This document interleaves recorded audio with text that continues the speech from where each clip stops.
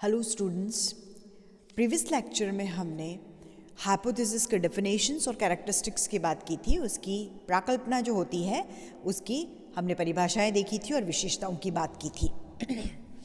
आज के लेक्चर में हम बात करेंगे प्राकल्पना के प्रकार, means types of hypothesis and sources of hypothesis, means प्राकल्पना के स्रोत। तो फर्स्ट हम बात करते हैं टाइप्स ऑफ हाइपोथेसिस की, कि जो प्राकल्पना तैयार की जाती है, जो हाइपोथेसिस तैयार की जाती है, वो कितने टाइप की होती है। हम ये देखते हैं कि सोशोलॉजी जो है या सोशल साइंस जो है उसमें बहुत सारी हाइपोथेसिस का ट्रेंड है ना। बहुत सारी प्राकल्पनाएं जो होती है वो चलती है। मींस अगर हम बात करें सोशल फैक्ट्स की, मींस सामाजिक तथ्य की बात करें, हम किसी सामाजिक घटना की बात करें, या जो भी समस्या है उसका नेचर हो कैसा है, या अनुसंधान के उद्देश्य और जो फैक्ट्स होते हैं उनके टाइप्स के आधार पे हम बात करें उन सब की, तो प्राकल्पनाएं बहुत तरीके की होती है। और उन प्राकल्पनाओं को एक्सप्लेन करने के लिए सबसे पहले गुडे और हॉट ने उसको 3 पार्ट में डिवाइड किया है। ठीक है, उन्होंने 3 टाइप्स बताए हैं इसके। The first one is related to empirical uniformities, means अनुभवात्मक समानताओं से संबंधित। तो ये जो प्राकल्पनाएं होती है इनमें क्या होता है कि जो जनरल ह्यूमन है उनके जनरल नॉलेज, वो जो तर्क देते हैं, जो वाक्य वो यूज़ करते हैं, हमारी लाइफस्टाइल जो है ना, रूटीन लाइफस्टाइल जो है उसके जो हमारे एक्सपीरियंसेस होते हैं, मान्यताएं होती है, फोकवेज होते हैं, है ना, कहावतें होती है, कुछ हमारी बिलीव्स होती है, उन सब पर डिपेंड करती है। मतलब अगर एग्जाम्पल हम देखें तो बहुत सारी ऐसी कहावतें हैं जो प्रचलित है। तो उनमें से अगर हम देखें कि ये कहा जाता है कि जो जिनके सिर पे बाल कम होते हैं, जिन पुरुषों के सिर पे बाल कम होते हैं, वो बहुत अधिक रिच होते हैं, धनवान होते हैं, है ना। तो ऐसी जो प्राकल्पनाएं होती है ये जनरल जो फैक्ट्स होते हैं उन पे डिपेंड करती है, और इनका जो एवेल्यूएशन किया जाता है, इनकी जो जांच की जाती है ना, इनको, वो इसके मेन बिंदु होते हैं। The second one is concerned with complex ideal type, means जटिल आदर्श प्रारूपों से संबंधित सेकेंड टाइप है ये इसका। इस तरीके की जो प्राकल्पना होती है उसमें क्या होता है कि जो सामान्य तथ्य या निष्कर्ष जो होते हैं उनको पूर्वाधार मान के और तथ्यों की तर्कपूर्ण रूप से उनको एग्जामिन किया जाता है। ऐसी जो प्राकल्पनाएं होती है वो मतलब इकोलॉजिकल कंडीशंस जो होती है उनसे संबंधित होती है, मतलब परिस्थिति जो होती है उसकी दशाओं से संबंधित होती है ना। और ये जो इस तरीके की जो प्राकल्पनाएं होती हैं उनका उद्देश्य क्या होता है, उनका ऑब्जेक्टिव क्या होता है, आनुभविक एक रूपताओं में तार्किक रूप से निकाले गए जो संबंध होते हैं उनकी उपस्थिति को वो उनका परीक्षण करते हैं। और इस तरीके की जो प्राकल्पनाएं होती हैं उनमें तार्किक अंतर संबंधों के आधार पर निष्कर्ष निकाले जाते हैं, है ना। इसलिए इसे क्या कहा गया, इसलिए इसे रिलेशनल हाइपोथेसिस भी कहा जाता है। मतलब अगर हम देखें कि ये जो प्राकल्पनाएं होती है इनमें तार्किक निष्कर्ष जो होते हैं ये उन्हीं पर डिपेंड करती है, और ये सिद्धांतों के निर्माण में भी सहायक होती है। जैसे कि दुर्खिम जो थे उन्होंने एक लेख लिखा था, उसमें उन्होंने आत्महत्या से संबंधित कुछ प्राकल्पनाएं, संबंधात्मक प्राकल्पनाएं जो होती है उनको डिस्क्राइब किया था। जैसे कि जो गांव है उनके कंपैरिजन में सिटीज़ में सुसाइड जो है वो ज़्यादा होती है, या लेडीज़ की कंपैरिजन में जो पुरुष होते हैं वो आत्महत्या ज़्यादा करते हैं। इस तरीके से उन्होंने इसको एक्सप्रेस किया है। Then the third one is related to analytical variables, मतलब विश्लेषणात्मक चरों से संबंधित होती है। कुछ ऐसी प्राकल्पनाएं होती है जो विश्लेषणात्मक चरों से रिलेटेड होती है। कोई भी सामाजिक घटना हो या उनके कारकों का परिणाम वो होती है, और इनमें से कोई एक कारक जो होता है वो इम्पॉर्टेंट होता है ना। दूसरे जितने भी फैक्टर्स होते हैं, जो दूसरे जितने भी कारक होते हैं वो सब सपोर्टिव होते हैं, खाली सहायक होते हैं। मतलब अगर हम ये कहें कि बाल अपराध जो होते हैं, है ना, चाइल्ड क्राइम जो होते हैं, उनके लिए मनोविश्लेषणात्मक वादी जो सिद्धांत होते हैं वो उनकी मानसिक विकृति और दुर्बलता को, उनके बुरे वंशानुक्रम को उत्तरदायी मानते हैं, उनको रिस्पॉन्सिबल मानते हैं। और इस तरीके की जो प्राकल्पना होती है वो कैजुअल हाइपोथेसिस कहलाती है, मतलब कारणात्मक प्राकल्पना भी उसको कहते हैं। इसमें ये क्लियर होता है कि कोई एक चर जो होगा, कोई एक वेरिएबल जो होगा, कारक होगा, उसमें परिवर्तन होता है और वो किस लिमिट तक दूसरे फैक्टर को प्रभावित करता है, ये इंपॉर्टेंट बात होती है। मतलब कि एक चर जो होता है उसमें जो परिवर्तन होता है वो किस सीमा तक दूसरे चर को प्रभावित करता है, ये इसकी मेन बात होती है। अगर हम एग्जाम्पल देखें कि कोई भी एक बहुत अच्छी फसल हमको चाहिए, है ना, तो उसके लिए हमको क्या करना पड़ेगा, उसके लिए हमको बहुत अच्छी खाद यूज़ करनी पड़ेगी, बहुत अच्छे बीजों का उपयोग करना पड़ेगा, है ना, एटमॉस्फेयर हमें वैसा चाहिए, पानी की रिक्वायरमेंट होगी, सीड्स जो है वो बहुत अच्छी वैरायटी के होने चाहिए। तो इनमें से कोई भी किसी भी एक फैक्टर में अगर हम चेंजेस करते हैं तो उसका फसल जो उगेगी, प्रोडक्टिविटी जो हमें मिलेगी, उस पे क्या इफ़ेक्ट होगा, क्या प्रभाव पड़ेगा, ये जानने का जो तरीका है उसे कारणात्मक प्राकल्पना कहते हैं। Okay, now we will discuss some other types of hypothesis, है ना। फर्स्ट है एक रिलेटेड टू पॉजिटिव स्टेटमेंट्स, मतलब सकारात्मक कथनों से संबंधित। इसमें क्या होता है, कुछ प्राकल्पनाएं जो होती है उनका संबंध सकारात्मक कथनों से होता है, जैसे कि पुरुषों की कंपैरिजन में स्त्रियां बहुत अधिक दयालु होती है, और ऑब्वियस ऐसा होता भी है ना। गरीबों की कंपैरिजन में धनवान जो होते हैं वो अधिक अपराध करते हैं। इस तरीके की जो स्टेटमेंट्स होते हैं वो इसके अंदर आते हैं। सेकंड इसके अंदर है रिलेटेड टू नेगेटिव स्टेटमेंट्स, के नकारात्मक कथनों से संबंधित होती है। ऊपर वाले तो सकारात्मक कथनों से संबंधित थे। अब है कि इस तरीके की जो प्राकल्पना होती है उसमें नकारात्मक रूप दिखाया जाता है, मतलब पुरुषों की अपेक्षा स्त्रियां अधिक दयालु नहीं होती है, गरीबों की अपेक्षा धनवान अधिक अपराध नहीं करते हैं। फर्स्ट में हम कहते हैं कि ऐसा होता है, सेकंड जो अभी हमने देखी उसके अंदर हम कह रहे हैं कि ऐसा नहीं होता है। Now the third one is related to null hypothesis, मतलब शून्य कथनों से संबंधित। इसके अंदर क्या होता है, इस तरीके की प्राकल्पना जो होती है उसमें सकारात्मक और नकारात्मक दोनों संभावनाओं को, दोनों जो पॉसिबिलिटीज़ होती है उनको एक्सप्रेस किया जाता है, और जो परीक्षण किया जाता है उसे या तो हम एक्सेप्ट करते हैं या हम उसको छोड़ देते हैं। जैसे कि ये कहा है कि यहाँ पुरुषों और स्त्रियों की दयालुता में कोई अंतर नहीं होता है, मतलब यहाँ हमने नल हाइपोथेसिस बताई है कि इनमें कोई भी डिफरेंस नहीं होता है, गरीब और धनवान की अपराध प्रवृत्ति का कोई भी सार्थक अंतर नहीं निकाला जा सकता है। इस तरीके से इसको एक्सप्रेस करते हैं। और लास्ट इसके अंदर है वर्किंग हाइपोथेसिस, काम चलाऊ प्राकल्पना कहते हैं इसे। एक सोशियोलॉजिस्ट है श्रीमती पीवी यंग, उन्होंने कुछ अनुमान लगाए और अस्थायी महत्वपूर्ण विचारों को इसका आधार बनाया। किसका? इस अनुसंधान का आधार बनाया। काम चलाऊ प्राकल्पना उसे कहा जाता है। मतलब काम चलाऊ प्राकल्पना जो होती है वो कोई भी अध्ययन होता है उसके स्टार्टिंग का एक तरीके से कहें कि उसकी प्री थिंकिंग है ना, उसका प्रारंभिक विचार होता है। जैसे जैसे जो रिसर्चर होता है उसको एक्सपीरियंस होने लगता है वो उसमें चेंजेस भी करेगा और उसको थोड़ा सा फॉर्म भी उसका वो चेंज करेगा।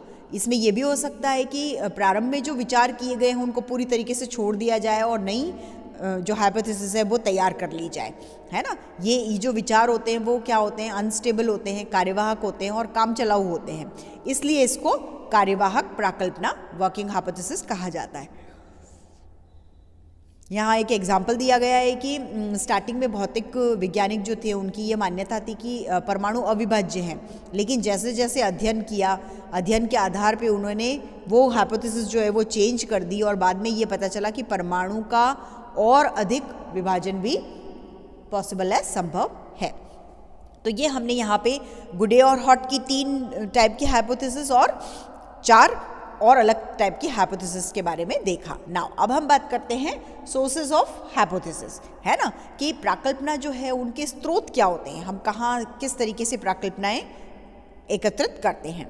तो एक अध्ययनकर्ता बहुत तरीके से इसको ग्रहण कर सकता है, इसको कलेक्ट कर सकता है। वो अपनी खुद की सूझबूझ से उसके मन में जो विचार आते हैं वो जो कल्पना कर सकता है, वो जो कुछ अज्यूम कर सकता है, उस आधार पे वो इनको बना सकता है। लुंडबर्ग जो है वो ये कहते थे कि हम एक उपयोगी प्राकल्पना की खोज या तो कविता, साहित्य, दर्शन, समाजशास्त्री, साहित्य, मानव जाति शास्त्र और सिद्धांतों में भी कर सकते हैं। गुडे और हॉट ने इसके 4 तरीके के सोर्सेज बताए हैं। फर्स्ट बताया है जनरल कल्चर, सामान्य संस्कृति। सेकंड बताया है साइंटिफिक थियोरी। फिर बताया है उसने समरूपताएं और जो व्यक्तिगत अनुभव होते हैं, है ना, उस बेस पे हम इसको देखेंगे। फर्स्ट हम देखते हैं सामान्य संस्कृति, जनरल कल्चर की अगर हम बात करें तो कोई भी समाज होता है उसकी अपनी संस्कृति होती है, ये हमको पता ही है। उनके जो मेंबर्स होते हैं उनका रहन सहन, उनका खान पान, उनकी जो ड्रेसिंग सेंस होता है उसकी एक अलग शैली होती है ना। तो परिवार हो, विवाह हो, नातेदारी हो, है ना, किनशिप वगैरह जो भी होती है, उनमें सामाजिक संस्थाओं और आचरण के नियमों में एकरूपता पाई जाती है ना, वो एक जैसे होते हैं और उनकी ये जो सामान्य संस्कृति होती है उसका निर्माण होता है। ये सामान्य संस्कृति भी प्राकल्पना के विकास में बहुत सहायक होती है। मतलब सामान्य संस्कृति में 3 तरीके की बातें आती है इसके अंदर। सबसे फर्स्ट है कल्चरल बैकग्राउंड, सांस्कृतिक पृष्ठभूमि, देन फिर फोक बिलीव्स, लोक विश्वास और सोशल चेंज, सामाजिक परिवर्तन। तो हम इन तीनों को पहले देखते हैं। फर्स्ट है अपना यहाँ पे कल्चरल बैकग्राउंड। ये किसके अंदर आ रहा है? जनरल कल्चर के अंदर आ रहा है, सामान्य संस्कृति के अंदर आ रहा है कि सांस्कृतिक पृष्ठभूमि जो होती है उसका क्या महत्व होता है और वो इसमें किस तरीके से हेल्पफुल होती है। जो ये सांस्कृतिक पृष्ठभूमि जो होती है, कल्चरल बैकग्राउंड जो होता है, वो विज्ञान के विकास, है ना, और प्राकल्पनाओं के निर्माण में बहुत इंपॉर्टेंट रोल प्ले करती है। कोई भी देश की संस्कृति पृष्ठभूमि जो होती है, सांस्कृतिक पृष्ठभूमि जो होती है, वो इस तरीके के एटमॉस्फेयर में पनपती है। और विज्ञान का उद्भव जो हुआ है, विकास जो हुआ है, उसको प्रोत्साहित या हतोत्साहित वो करेगी, है ना, ठीक है। फिर या तो उसे मोटिवेट होंगे या डिमोटिवेट होंगे। देन फिर जो आधुनिक भौतिक विज्ञान है उनका विकास जैसे जैसे हुआ है और समाजशास्त्र का विकास जैसे जैसे हुआ है, वो उसी तरीके से पश्चिमी देश और अमेरिका में भी ये हुए हैं। तो दूसरे देशों में ऐसा नहीं हुआ है और इनके कारण क्या है, उन देशों की सांस्कृतिक पृष्ठभूमि और सांस्कृतिक पृष्ठभूमि जो है उसमें क्या है, डिफरेंस होता है। जैसे अमेरिका और भारत की सांस्कृतिक पृष्ठभूमि जो है वो बहुत अलग है और इस तरीके से उनमें भिन्नता होने के कारण क्या है, दोनों देशों में जो हाइपोथेसिस तैयार होगी वो भी डिफरेंट तरीके की होगी। इंडिया और अमेरिका में सेम हाइपोथेसिस, सेम तरीके की कल्चरल हाइपोथेसिस अगर हम बात करें तो हम तैयार नहीं कर सकते हैं, है ना, क्योंकि पहनावा, रहन सहन सब कुछ उसका डिफरेंट है। और भारतीय संस्कृति में क्या है, आध्यात्मवाद, धर्म, सामूहिकता, है ना, जॉइंट फैमिली की बात करें हम, किनशिप की बात करें, जो कस्टम्स चलते हैं, इन सबको इम्पोर्टेंस दी जाती है। और इसलिए क्या होता है, भारत में कोई भी प्राकल्पना इस तरीके से बनेगी। दूसरी तरीके अगर हम देखें कि जो पश्चिमी समाज है तो उसमें क्या है, उसमें इंडिविजुअलिज्म जो होता है ना, व्यक्तिवाद जो होता है, उसका बोलबाला होता है। वहाँ जीवन का कोई भी एरिया हो उसमें पर्सनलाइजेशन जो होता है ना, अपना खुद का जो व्यक्तित्व होता है उसको इम्पोर्टेंस दी जाती है। अपने व्यक्तिगत जो सुख होते हैं उनको इम्पोर्टेंट माना जाता है। तो उससे रिलेटेड प्राकल्पनाएं वहाँ बनाई जाएगी, हाइपोथेसिस वहाँ तैयार की जाएगी। अब अगर हम भारत की बात करते हैं तो वहाँ हम देखते हैं कि संयुक्त परिवार है, जाति प्रथाएं हैं, छुआछूत है ना, पंचायत व्यवस्था है। तो उस तरीके से उसकी प्राकल्पनाएं तैयार की जाएगी। जैसे यहाँ एक एग्जाम्पल दिया हुआ है कि जॉइंट फैमिली जो है उसमें पुरुषों की अपेक्षा स्त्रियों की स्थिति निम्न होती है। मतलब या ये कहें हम कि उच्च जाति जो होती है उनकी कंपैरिजन में निम्न जातियों की सामाजिक स्थिति निम्न है, तो उसी तरीके से उसकी प्राकल्पनाएं तैयार की जाएगी, ठीक है। देन फिर हम बात करते हैं किसकी, देन हम इसी के अंदर देख रहे हैं फोक बिलीव्स की, लोक विश्वास की, कि मतलब कोई भी संस्कृति होती है उसमें कुछ सामान्य मान्यताएं और विश्वास होते हैं और उनकी जो अभिव्यक्ति होती है, कहावतें होती है, मुहावरे, दोहे वगैरह जो होते हैं उनके द्वारा वो कंप्लीट की जाती है। मतलब इनका प्रचलन समाज में बहुत लंबे समय से होता आया है और इसीलिए कई लोग ऐसे होते हैं जो इन्हें बहुत इजीली एक्सेप्ट कर लेते हैं। लेकिन ये कहावतें और विश्वास जो है वो वास्तव में कहाँ तक सही है, ये जानने के लिए क्या है, इन्वेस्टिगेटर क्या करता है, इनमें प्राकल्पनाएं मान के इनका अध्ययन करता है। मतलब इनमें इनको हाइपोथेसिस मानता है और फिर उनकी स्टडी करता है। देन थर्ड कंसेप्ट इसके अंदर आएगा सोशल चेंज, सामाजिक परिवर्तन। कोई भी समाज जो होते हैं उनकी संस्कृति स्थिर नहीं है ना, कोई भी समाज स्थिर नहीं है, कोई भी समाज है और उसकी संस्कृति है वो स्टेबल नहीं है। समय जैसे जैसे चेंज होता रहता है वैसे वैसे इन सब में परिवर्तन होते हैं और ये नेचुरल है ना। और ये परिवर्तन जो होते हैं, वो ये जो चेंजेस होते हैं, वो नई नई हाइपोथेसिस जो है उनको जन्म देते हैं। मतलब अगर हम एग्जाम्पल देखें कि भारतीय समाज में होने वाले जो परिवर्तन है उनके संदर्भ में अगर कुछ प्राकल्पनाएं तैयार हो सकती है, तो क्या होएगा, भारत में जैसे जैसे इंडस्ट्रियलाइजेशन हुआ है, जैसे जैसे अर्बनाइजेशन हुआ है ना, नगरीकरण हुआ है, वैसे वैसे क्या है, जॉइंट फैमिली टूट रही है, जाति प्रथा जो है उसकी इतनी इम्पोर्टेंस नहीं रह गई है ना। शिक्षा जैसे जैसे बढ़ रही है, शिक्षा जैसे जैसे फैल रही है, लोग शिक्षित होते जा रहे हैं, वैसे वैसे जो हमारी इंडियन सोसाइटी है उसकी जो लेडीज़ है, जो फीमेल है, उनकी भी सिचुएशन बेटर होती जा रही है। इस तरीके की मान्यताएं यहाँ पे दी जा सकती है, ठीक है। फिर इसी के अंदर सोर्सेज जो है उसके अंदर हम सेकंड बात करते हैं साइंटिफिक थियरीज़ की, वैज्ञानिक सिद्धांतों की, कि बहुत सारी प्राकल्पनाएं जो होती है, उन प्राकल्पनाओं का बेस क्या होता है, आधार क्या होता है, समाज में जो पुराने वैज्ञानिक सिद्धांत चले आ रहे हैं वो उनको इम्पोर्टेंस दी जाती है। इन्वेस्टिगेटर इन सिद्धांतों पे कई दूसरे जो सिद्धांत है वो तैयार कर लेते हैं और उनको जनरलाइज भी कर लेते हैं, और ये जो जनरलाइजेशन होता है ये प्राकल्पनाओं के रूप में सामने आ जाता है, ठीक है। फिर यहाँ पे नेक्स्ट है एनालॉजीज, उसमें कहा गया है, वो उन्हें कहते हैं समानता या सादृश्यताएं, मतलब, ठीक है। तो ये जो सादृश्यताएं होती है ये ना, ये कई बार क्या होती है, समानताएं भी जो होती है, इक्वालिटीज़ भी जो होती है, वो भी क्या करती है, प्राकल्पनाओं को जन्म देती है। हर्बर्ट स्पेंसर ने सोशल ऑर्गेनिज्म की जो कल्पना की, जीवों की शरीर रचना से ही वो ग्रहण की थी। अब वो क्या करते थे कि समाज को भी एक शरीर की जैसे मानते थे, है ना। जूलियन हक्सले है, उनका ये मत है इस बारे में कि किसी विज्ञान की प्रकृति के संबंध में किए गए जो अवलोकन होते हैं, है ना, और प्राकल्पनाओं के वो आधार पे होते हैं। कुछ विशेष प्रकार की जो व्यवहार मानव और पशु के समान रूप से उनमें पाए जाते हैं, ठीक है। मतलब कुछ विशेष प्रकार के व्यवहार मानव और पशु जो होते हैं उनमें इक्वल रूप में देखने को मिलते हैं। पेड़ पौधे और पशु पक्षी पर पड़ने वाले जो पर्यावरण के प्रभाव होते हैं, उसी आधार पे मानव समाज में भी पर्यावरण के प्रभावों की कल्पना यहाँ की गई है, ठीक है। जैसे लुई पाश्चर के चेचक के टीके का जो इन्वेंशन किया गया था, गायों में होने वाले चेचक की जो पॉसिबिलिटी होगी, है ना, वो भी इसी आधार पे की गई थी, ठीक है। देन फिर नेक्स्ट इसके अंदर सोर्स आता है पर्सनल एक्सपीरियंसेस, व्यक्तिगत अनुभव, कि कई प्राकल्पनाएं जो होती है वो व्यक्तिगत अनुभवों के कारण भी होती है, ठीक है। और ये जो प्राकल्पनाएं हैं, इन प्राकल्पनाओं को सैनिकों के अध्ययन से संबंधित अपने व्यक्तिगत अनुभवों के आधार पे ग्रहण किया गया था। कौन सा, एक एग्जाम्पल दिया है लॉम्ब्रोसो ने के अपराधी जन्मजात होते हैं। अब न्यूटन की अगर पृथ्वी की गुरुत्वाकर्षण शक्ति की प्राकल्पना, डार्विन के अस्तित्व के संघर्ष की प्राकल्पना की बात करें, माल्थस की जनसंख्या वृद्धि के जो सिद्धांत था और उन्होंने बनाया और उसकी जो उन्होंने हाइपोथेसिस तैयार की, उन सब की बात करें तो इनमें उनके व्यक्तिगत अनुभव का ही परिणाम हमको देखने को मिलता है। दैन फिर बात आती है इंट्यूशन की, अंतर्प्रज्ञा, कि बहुत सारी प्राकल्पनाओं का बेस क्या होता है, मानव की अंतरात्मा की आवाज़ जो होती है ना। कभी कभी ऐसा होता है कि कई बार लोग ये कहते हैं कि मेरा मन ऐसा कहता है कि ऐसा होगा, मेरे मन में ऐसा हो रहा है कि इस तरीके की बात होगी। तो ये सब क्या है, ये उसकी अंतर्प्रज्ञा होती है, और अंतर्प्रज्ञा जो होती है उसी पे प्राकल्पनाओं का कई बार इवैल्यूएशन किया जाता है और वो बहुत मुश्किल हो जाता है। जो ये बड़े बड़े आध्यात्म गुरु होते हैं, महापुरुष जो हैं, वो इसी तरीके के निष्कर्ष निकालते हैं इन्हीं अंतर्प्रज्ञा के आधार पे। और लास्ट इसके अंदर है रिसर्च एंड लिटरेचर, के अनुसंधान और साहित्य जो होते हैं वो इसमें किस तरीके से सहायक होते हैं। तो कई बार क्या होता है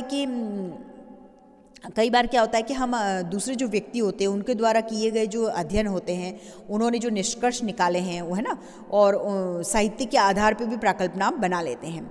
लुनबर्ग की ऐसी मान्यता थी कि जब हम कविता, साहित्य, दर्शन, समाजशास्त्र, है ना, वर्णनात्मक साहित्य जो होते हैं और कलाकारों और चिंतकों के मानव के सामाजिक अध्ययनों पर आधारित सिद्धांतों के आधार पर प्राकल्पना का निर्माण हम कर लेते हैं।